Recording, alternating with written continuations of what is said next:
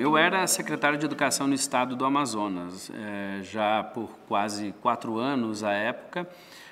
Quando começou o processo do impeachment da então presidente Dilma, não imaginava que pudesse culminar nisso ou não. E aí, então, realmente houve o afastamento ainda provisório na primeira etapa da presidente, e aí o ministro Mendonça Filho foi escolhido. À época, o ministro Mendonça convidou a Maria Helena e queria pessoas ligadas a instituições determinadas, como, por exemplo, o Conselho Nacional de Secretários de Educação, do qual eu fazia parte por ser secretário do Amazonas, era vice-presidente junto com o então presidente Eduardo Deschamps. E dali surgiram as conversas onde o próprio grupo do Conselho disseram, olha, quem sabe o Rosselli seja um bom nome para compor a Secretaria de Educação Básica. E eu me lembro muito nessa época que foi uma decisão muito difícil para mim. Eu não conhecia o Mendonça, e fui conhecer no dia do convite, mas eu conhecia a Maria Helena, conheci algumas pessoas que estavam chegando, conversei muito com o Eduardo, com algumas pessoas do Concede, e me lembro de estar aqui em São Paulo, num evento sobre tecnologia, e receber uma ligação, vem para cá amanhã, vamos conversar. Isso era uma quinta-feira, na sexta-feira estava lá em Brasília, conhecendo o ministro Mendonça Filho e acabei aceitando o convite para participar do governo sendo secretário de Educação Básica. E a conversa para mim foi muito interessante, porque não houve uma conversa muito longa, mas ela foi muito objetiva sobre os objetivos comuns. Que foram, por exemplo, eu disse, olha, eu tenho um compromisso com a reforma do ensino médio, ministro. Se eu vier para cá, é para trabalhar para fazermos. Ele disse, não, isso é importante, a Maria Helena estava junto nessa conversa. E o outro ponto era a Base Nacional Comum Curricular. Havia muito questionamento, não sabia se quem vinha, quem não vinha, e tinha uma questão dentro da educação que era manter alguns pilares fundamentais do que se discutia na época. Independente de qual era o governo, a Base Nacional Comum Curricular ela era muito importante. Independente de quem fosse o governo, a discussão que nós fazíamos sobre ensino médio era muito importante. E eu era o coordenador do ensino médio no Concede, não poderia aceitar uma função sem ter clareza de que nós priorizaríamos essa agenda. E foi quando o ministro deu absoluta claridade em relação a isso, aí acabei topando o desafio, mesmo sem ter o impeachment concluído. Vale dizer que durante 2 anos da gestão do ministro Mendonça, acho que a Secretaria de Educação Básica conquistou um espaço de protagonismo junto com outras áreas do MEC, logicamente, especialmente com a Secretaria Executiva, com quem trabalhávamos muito próximos, mas pela entrega da Base Nacional Comum Curricular, que foi um desafio de articulação. Nós tivemos momentos muito tensos durante toda a tramitação. De novo, o próprio governo se deu em um processo de tensão muito grande, né? Um governo que sai de um impeachment, naturalmente, já tem um processo de tensão natural elevado na própria sociedade, porque você tinha quem era a favor, você tinha quem era contra, e a gente tentando fazer aquilo que era necessário para a educação. E aí também a reforma do ensino médio e outros programas importantes, a revisão dos PDDEs, do Mais Alfabetização e de outros projetos importantes, educação conectada, enfim, acabaram trazendo alguma visibilidade para o trabalho que estava sendo feito pela SEB. Mas o nome principal, na época, desejado inclusive pelo ministro Mendonça, era o da Maria Helena, que era secretária executiva e que naturalmente era uma posição para ascender ao cargo numa situação, lembrando que era certamente de transição, né? Assumir o ministério com o afastamento do então ministro Mendonça para uma candidatura lá no estado dele, em Pernambuco. Então, naturalmente, a posição natural de subida era a da professora Maria Helena, e aí o conjunto de fatores políticos, de performance, de discussão com o Congresso, enfim, acabou que meu nome surgiu como um consenso após uma série de discussões e após o ministro Mendonça buscar muito o nome da Maria Helena, o meu nome acabou surgindo e acabei aceitando o convite. Nós não tivemos exatamente uma transição, né? O processo de entrada no Ministério da Educação foi um processo muito duro, de uma ruptura forte, onde o ministro Mendonça teve que expor muita da sua liderança para tocar o processo. Eu fui convidado logo após o afastamento, então peguei já no mês de maio, começando a compor a equipe do ministro Mendonça. E uma das primeiras coisas era a junção do Ministério da Cultura com o Ministério da Educação, que trouxe uma tensão muito forte. Houve um trabalho muito grande de se montar a equipe sem a transição, então a busca do ministro, talvez isso inclusive tenha influenciado à época a minha participação ou da Maria Helena e de pessoas que já tinham uma experiência considerável dentro da educação. Nessa montagem de equipe, algumas coisas nos pareciam muito claras, como, por exemplo, rever alguns atos, portarias, especialmente muito próximo dos últimos dias do governo anterior, coisas que foram feitas e que não tiveram necessariamente a discussão ideal. Falo, inclusive, como à época, membro do Conselho de Secretários, que a gente ficou incomodado em algumas coisas no período de transição. Então, ao mesmo tempo que a gente queria a segurança de que os pilares essenciais permanecessem, também não achávamos que poderíamos ter algo que fosse feito assim tão rapidamente de alguns temas importantes. A questão do CNE, por exemplo, Conselho Nacional de Educação, ele era estratégico e é natural que o governo queira e possa colocar um perfil mais aproximado daquilo que se busca. Nós buscamos, por exemplo, um conselho que fosse mais participativo em todas as nossas ações, mas que fosse representativo da sociedade. Tanto que muitos conselheiros que já tinham sido indicados pelo governo anterior permaneceram indicados pelo governo do presidente Michel Temer e do ministro Mendonça Filho. Mas a gente teve muita dificuldade na transição, porque era muito difícil de você encontrar as coisas, havia uma certa paralisação da máquina, até pelo processo de impeachment do próprio Ministério estar vivendo esse processo à época também. Então, quando nós assumimos, havia a questão de ter o impeachment em andamento, e era muito difícil nos primeiros meses, não, mas será que passa mesmo impeachment, será que não passa o impeachment?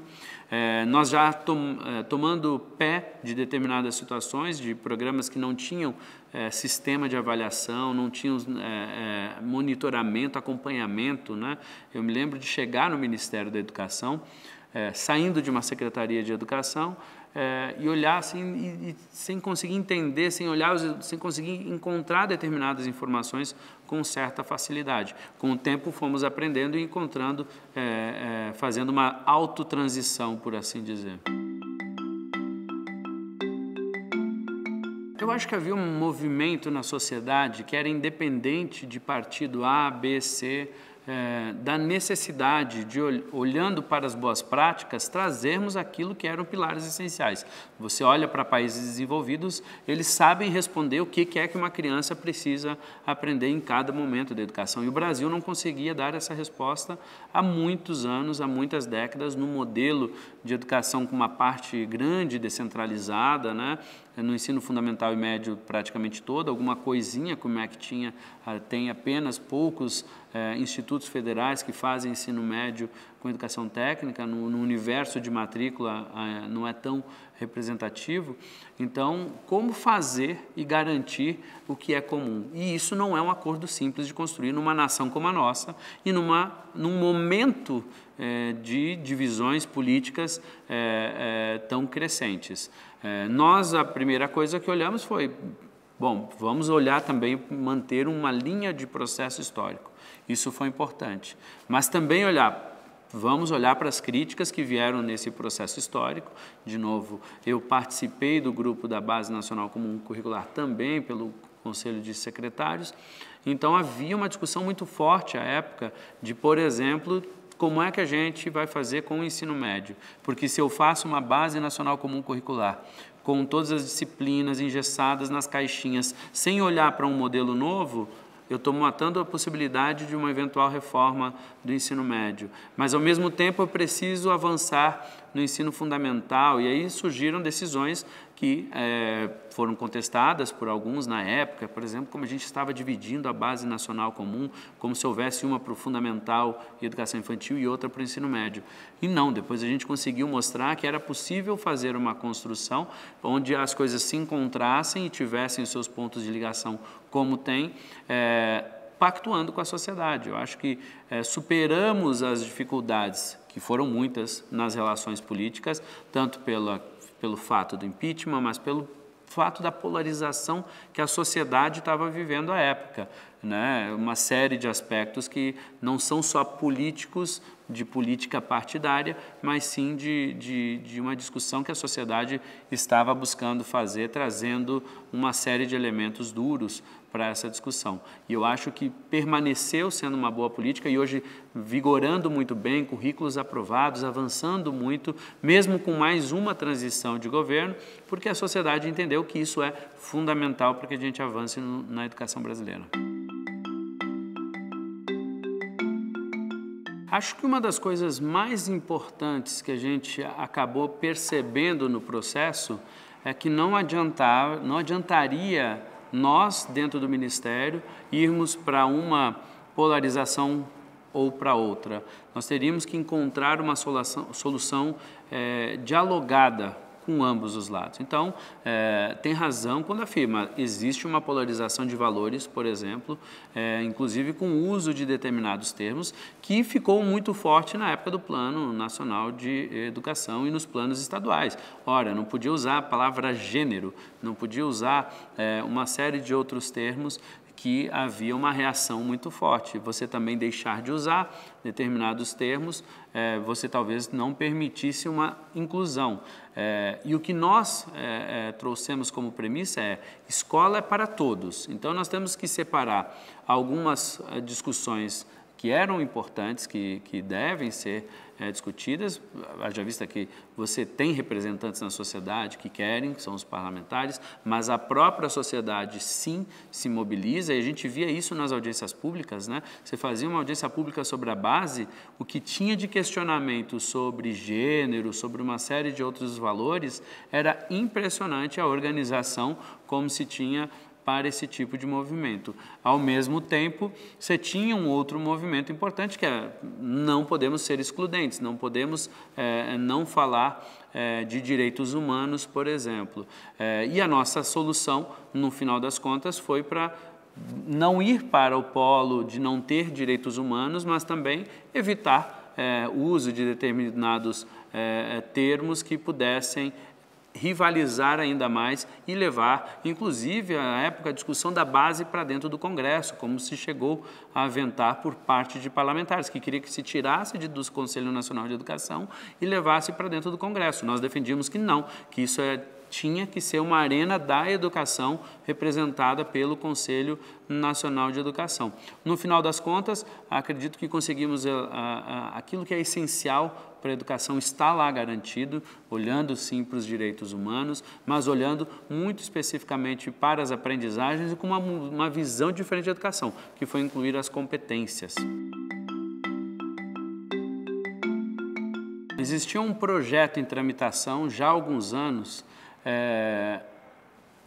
proposto por um deputado federal de Minas Gerais, Reginaldo. Ele apresentou a proposta de revisão do ensino médio. Ele é um deputado ligado ao PT, num governo que à época era do próprio PT, onde o ministério era gerenciado por pessoas ligadas ao partido. E aí eu tinha acabado de assumir a coordenação do grupo do ensino médio, a gente estava passando por uma reformulação no Concede, Eduardo Deschamps era o presidente, e aí eu fui participar, logo nessa transição, de uma audiência pública para discutir a reforma do médio. Um projeto que tinha ficado 2 anos em discussão na Câmara dos Deputados, na época, e que o Ministério não tinha um posicionamento, o próprio Concede não tinha um posicionamento claro, e os deputados fizeram uma reivindicação justa. Poxa, a gente está tentando fazer um debate e vocês não trazem uma posição definitiva, nem a contra, nem a favor, nem nada. Então, a gente vai avançar. Com vocês ou sem vocês, essa foi me lembro claramente. E essa preocupação veio, na época, foi muito grande, que o ministro, já no ano seguinte, o ministro Paim nos chamou, à época, a mim e ao presidente Eduardo, e eu acompanhei, né, para pedir, olha, o Concede devia pedir para parar esse projeto.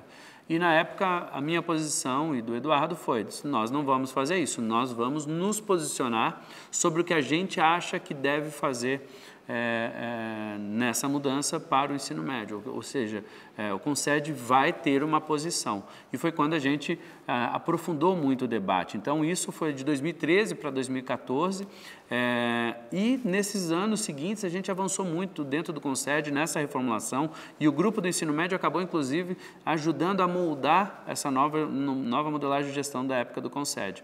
E se desenhou a proposta. Então, o Concede, inclusive nos anos seguintes, até os anos 2015, especialmente, a gente apresentou para o Conselho Nacional, na Câmara dos Deputados, para o próprio Ministério da Educação, o que a gente pensava do ensino médio, inclusive do que tinha que mudar na Base Nacional Comum Curricular, que a essa altura do campeonato, em 2015, com a chegada do então ministro Cid, se acelerou e começou a se colocar a base como centro, inclusive com o movimento de sociedade e dos secretários. Só que aí o jogo embaralhou mais ainda. Por quê? Porque nós tínhamos a base, que podia engessar mais ainda o ensino médio, e tinha o ensino médio que queria encontrar um novo caminho, e esse foi o contexto. Quando a gente chega no Ministério da Educação, a gente está com a base em avanço, a versão primeira da base, ela era muito engessada em relação ao ensino médio. A segunda versão já tinha o impacto daquilo que o Concede apontava no conjunto dos secretários, dos especialistas, que era uma busca pela flexibilização, coisa que inclusive estava prevista lá no plano. Então, se tinha um acordo, precisamos fazer um novo ensino médio. E tinham sinais, programas antigos como Ensino Médio Inovador, outras tentativas importantes que o próprio governo federal à época fez, a gente queria que refletisse isso dentro. E aí a gente começou a entrar num outro momento histórico dentro do Brasil, com a discussão de projetos como a reforma da Previdência, por exemplo, que começou a ocupar toda a agenda do Congresso. E aí tinha uma decisão importante, à época do ministro Mendonça, a gente tinha convicção plena da necessidade da reforma, foi quando veio a decisão dentro do Ministério da Educação e depois trabalhada pelo ministro Mendonça junto com o presidente Temer, de fazer por medida provisória. E, particularmente, aceito as críticas eventuais que existem ainda sobre isso, mas se a gente não tivesse feito por medida provisória, não teríamos encontrado agenda para fazer a discussão do projeto. Eu acho que a busca do projeto original, ele era a mesma, né? A busca de um novo ensino médio, nosso ensino médio falido, né? Nossos jovens abandonando, os que permanecem não aprendem. A busca inicial era a mesma. A busca pela flexibilização também, só que eu acho que a gente avançou muito mais, e isso veio pela maturidade do projeto discutido dentro do âmbito do Concede, que é um conselho de secretários estaduais de educação, que são os responsáveis por grande parte do ensino médio brasileiro. Então, na versão inicial, por exemplo, quando a gente tinha com o Reginaldo, ainda tinha uma discussão de ter muitas coisas lá dentro que poderiam trazer a interpretação de um inchaço, uma tentativa de agradar e agregar a todos. Quando o Concede começa, a gente diz, não, talvez seja uma oportunidade para a gente fazer discussões importantes, como, por exemplo, a discussão do inglês, que a gente teve um momento de discussão dentro do Concede, onde até foi um garçom que ajudou os técnicos das secretarias de todo o Brasil, porque a gente estava lá fazendo um processo de votação, inclusive. Quem acha que tem que ser o espanhol obrigatório, quem acha que é o inglês, ou quem acha que é nenhum, enfim, tinham várias opções.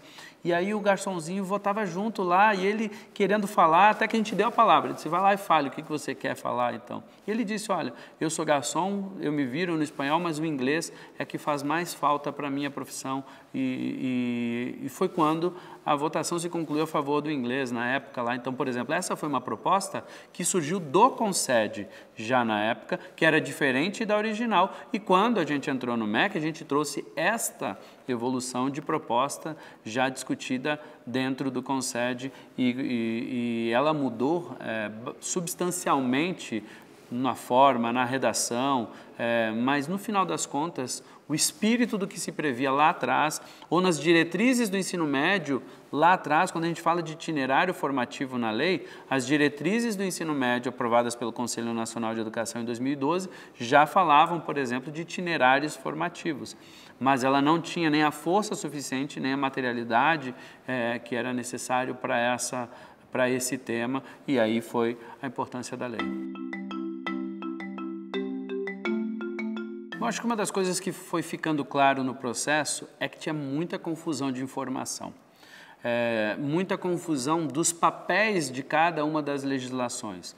Então, por exemplo, a lei não responderia a todo esse processo. É óbvio, a lei tem as suas limitações porque ela não pode invadir e entrar em determinadas esferas administrativas. E o ideal é que não faça mesmo, ela tem que apontar para onde a gente quer chegar de forma geral. Então, esse era um documento estruturante.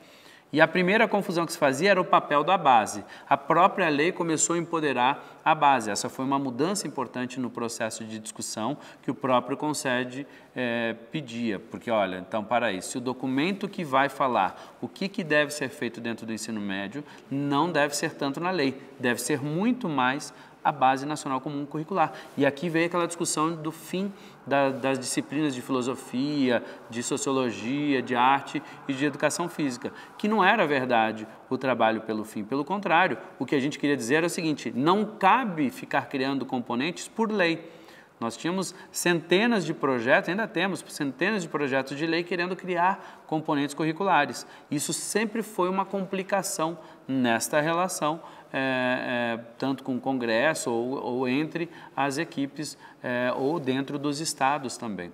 Então, por exemplo, essa foi uma posição fundamental. E aí a outra confusão que se fazia era, por exemplo, o notório saber, agora não vai mais precisar ter o professor especialista. Não, vai continuar tendo o professor especialista. Mas nós temos situações que são realmente diferenciadas. E essas situações já existiam antes da reforma.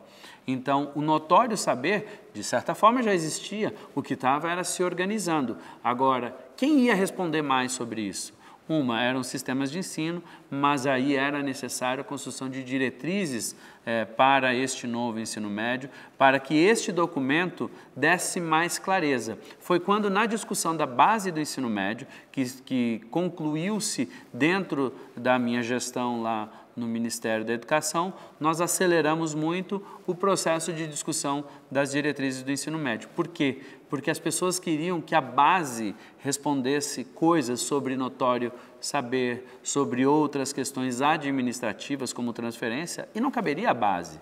A base é o nosso ponto de chegada de conhecimento. Então, ali a gente viu que para a implementação era importante discutir temas como Enem, discutir uma série de coisas, o livro didático, aprovar as diretrizes antes da própria base e logo após aprovar a base. Foi o que aconteceu no ano de 2018 e assim conseguimos estruturar os principais passos de implementação do ensino médio. Bom, primeiro, quando a gente começa a falar de recursos da educação, eu sempre fui um defensor e continuarei sendo de mais recursos para a educação. Sempre vou defender. Agora, eu também defendo que a gente gaste melhor, que a gente tenha mais eficiência ao investir os recursos que a educação tem.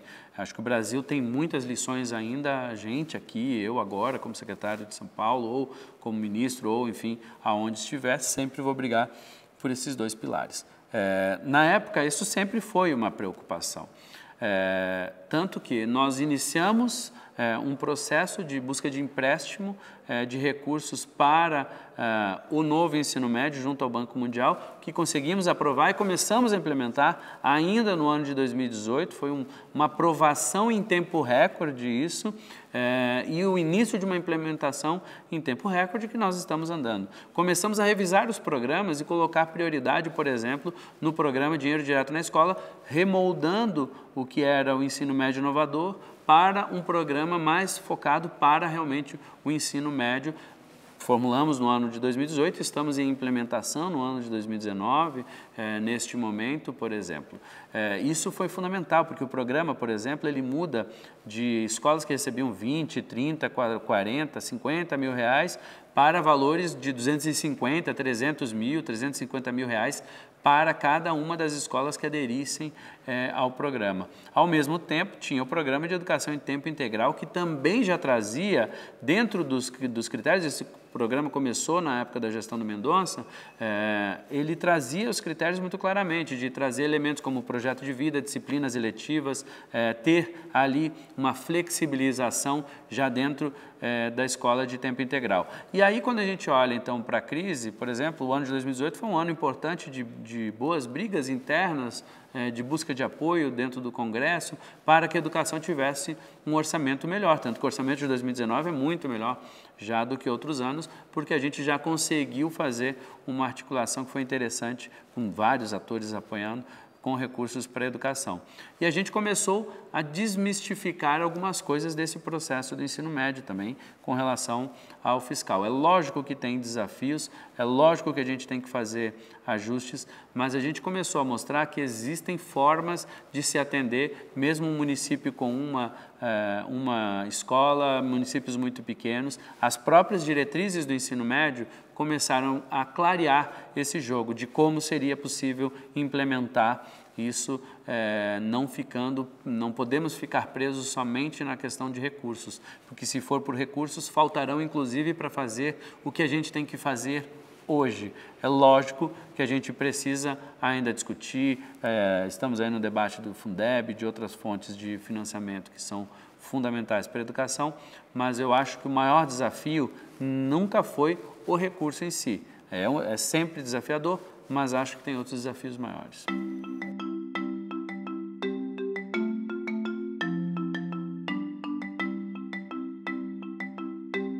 A gente começou a fazer uma discussão interna, lógico que desde o início do debate, o Ministério da Educação começou a olhar e acompanhar todos os movimentos. Esse foi um ingrediente que dificultou mais as discussões, tanto da base quanto da reforma do ensino médio, porque ela veio no momento onde a gente estava tentando fazer duas políticas extremamente estruturantes para a educação no Brasil, com a visão de que a PEC dos gastos tiraria dinheiro da educação. E a gente começou a viver esse momento com muita dificuldade, muito debate, muita confusão desses debates.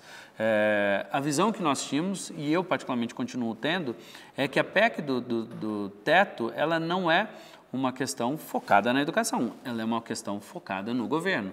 Ora, se a educação for prioridade, como deve ser, e acredito que seja, você não vai fazer o corte dentro da educação. Tanto que no orçamento de 2019, que foi feito no ano de 2018, nós tivemos um crescimento no orçamento muito importante dentro do Ministério da Educação, junto, como eu disse, com essa articulação, com esse trabalho que nós fizemos com várias instituições. Ora, era um processo de decisão. Agora, o governo gastar de qualquer forma e aumentando a sua dívida, vai acabar tirando dinheiro da educação ao longo dos anos, como tem acontecido de fato. O governo não pode achar que pode imprimir dinheiro a qualquer momento para cobrir contas que são intermináveis. Nós chegamos ao Ministério da Educação encontrando programas que não tinham planejamento, não tinha acompanhamento de execução, gastava-se mais dinheiro com 100 mil alunos que iam para estudar fora do Brasil sem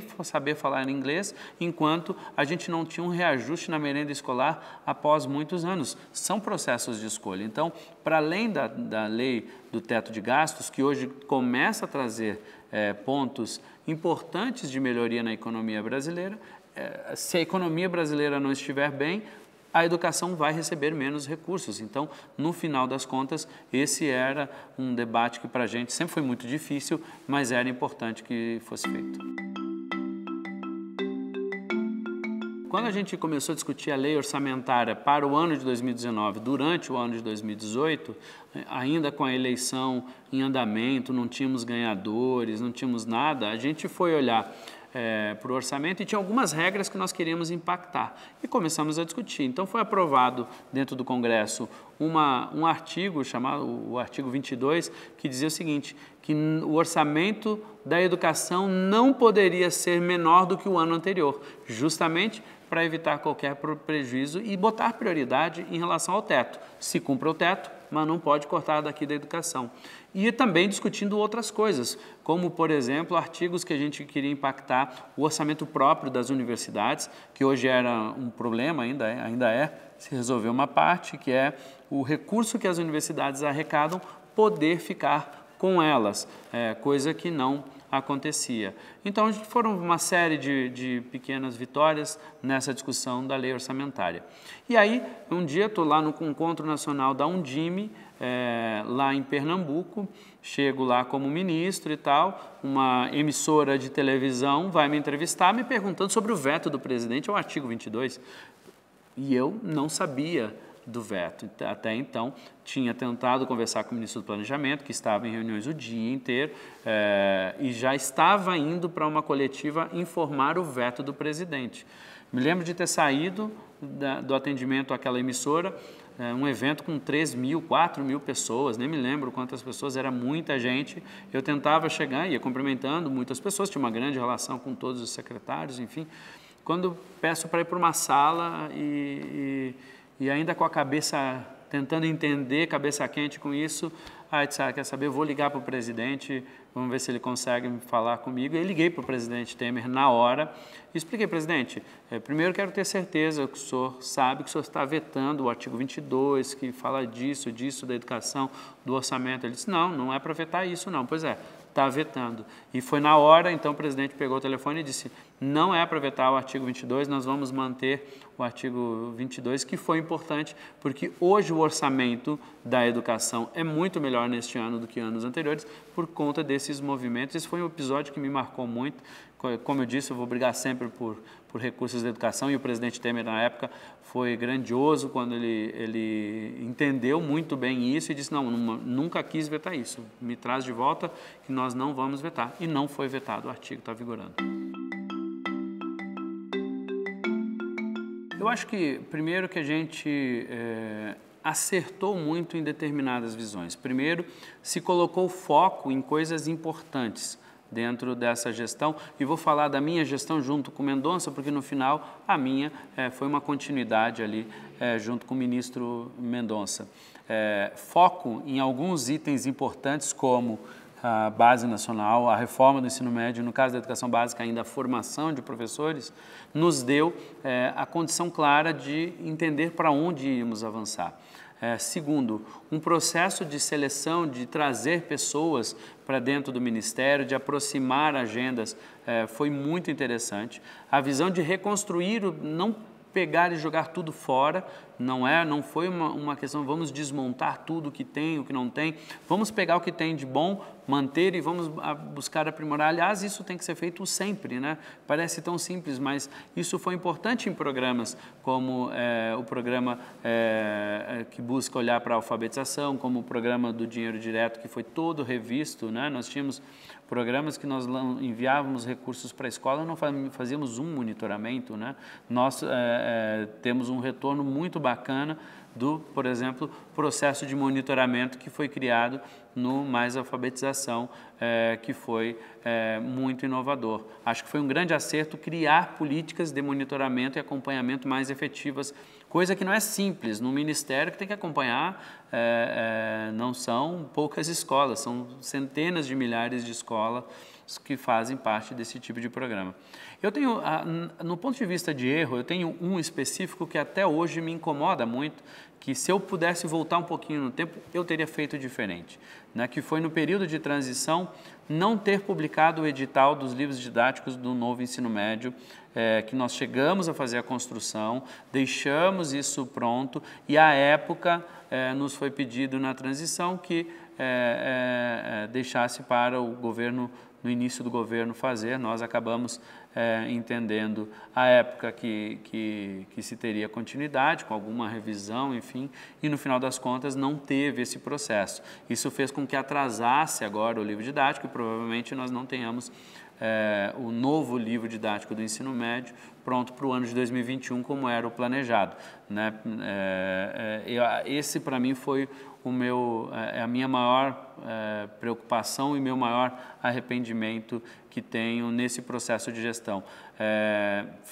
eu tive 9 meses como ministro, então, neste período, nós buscamos aproveitar o tempo, né? A nossa visão era de fazer tudo que fosse possível dentro do tempo que tínhamos, né? Então, eu fiquei até o tempo que era previsto, mas olhando, por exemplo, para o enfrentamento da formação de professores, nós entregamos ao Conselho Nacional uma versão da base de formação de professores, avançamos nas diretrizes do ensino médio com aprovação e com a aprovação da base do ensino médio, que quando eu assumi as pessoas não acreditavam que a gente fosse aprovar tantas coisas nesse sentido. Reformulamos os programas, fizemos o empréstimo do Banco Mundial e uma série de outros fatores, reformulamos também algumas coisas para o ensino superior, e eu acho que esse foi talvez um grande ponto na minha gestão. A gente conseguiu fazer muita coisa apesar do pouco tempo. Quando acabou a eleição, se começaram todos os rumores e especulações de quem ia ser o ministro ou ministra, enfim. Primeiro havia o nome do Mozart, né, que era um nome conhecido da educação, que conhece muito, foi secretário de Educação de Estado, foi reitor, então conhecia todas as dimensões da educação. Um nome que aparentemente seria, e de repente surge o nome então do ministro Vélez, que no meio educacional não nos era tão conhecido, mas era um autor de algumas obras, enfim, e aí fomos conhecer. Esse processo de transição, ele, do nosso lado, entendemos que foi muito transparente, trouxemos todos os problemas, eram reuniões para dar claridade, dizendo, olha, temos problema nisso aqui no Ministério da Educação, tem que observar contratações para a área de informática, tem que cuidar disso, tem uma série de coisas, tem o timing disso, estamos fazendo isso, vai aprovar isso, nós vamos aprovar a base, então sempre jogamos claro. Quando chegou no do livro didático, a gente, como disse, acabou cedendo. À medida que o MEC foi recebendo a equipe de transição mais efetiva, foi avançando o processo de transição. Mas em determinado momento nós tivemos dificuldade. A transição ela corria bem e aí, após dezenas de reuniões, encontros das equipes de todas as áreas, por exemplo, havia um nome indicado para ser secretário executivo que participou de todo o processo junto com então, o ministro Vélez e por algum motivo, lá pelo dia 26 ou 27 de dezembro, não me recordo exatamente a data, é anunciado que haveria um outro secretário executivo e aquela equipe, parte principalmente daquela equipe que participou de toda a transição, não assumiria mais, faltando poucos dias, e a gente não tinha muito mais o que fazer. Nossas equipes já estavam desmobilizadas, nós já tínhamos tecnicamente concluído a transição, já expondo todas as dificuldades, enfim, colocando todos os pontos de preocupação, desde tecnologia aos programas que precisavam de alguma execução, de observação no tempo, enfim, acho que esse foi um percalço que nos preocupou muito à época, porque as pessoas que tinham absorvido muito do que se precisava para assumir o ministério, não estariam junto do ministro, e o ministro sozinho, sem equipe, não consegue, logicamente, tocar sozinho. Mas do ponto de vista pessoal, com o ministro Vélez, foi muito bem, acho que nós tivemos uma boa relação nessa transição. Foi uma novidade tanto para eles quanto para a gente, mas a gente acredita que foi um bom processo com alguns percalços como esses que eu citei.